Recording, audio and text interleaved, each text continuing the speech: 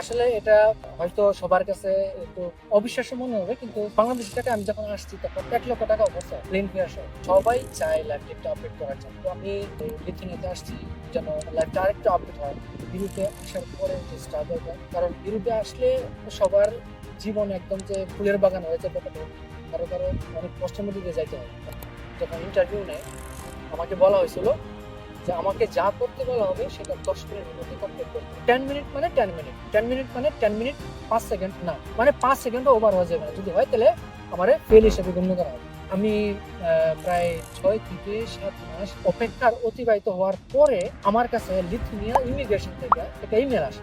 সেই ইমেলে লেখা ছিল যে আমাকে 3 বছরের জন্য পুরো সেনজেন এরিয়াতে ব্যান করা হয়েছে, যেটাকে সিজ অ্যালার্ট বলে। সেই ইন্টারভিউতে আমার ফেল করানো হয় 2টা ভুল দিয়ে।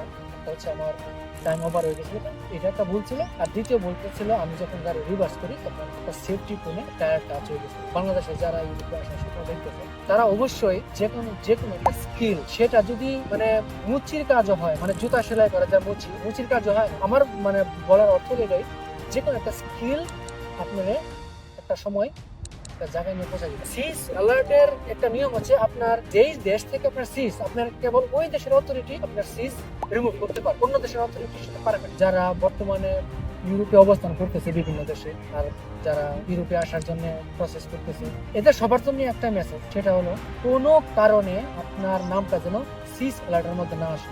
এখন বর্তমানে যখন চেক হয় সরকারের যে লেটারটা, সেটা আমি দেখাই, দেখানোর পরে ওরা ওদের মধ্যে চেক করে, তারপরে কিছুক্ষণ পর আবার আমরা চলে যেতে পারে। ওই যে লেটারটা, বর্ডার গার্ডের যে লেটারটা, ওইটা একমাত্র মানে লিগ্যাল স্ট্যাটাস আর যাই কিছু বলে।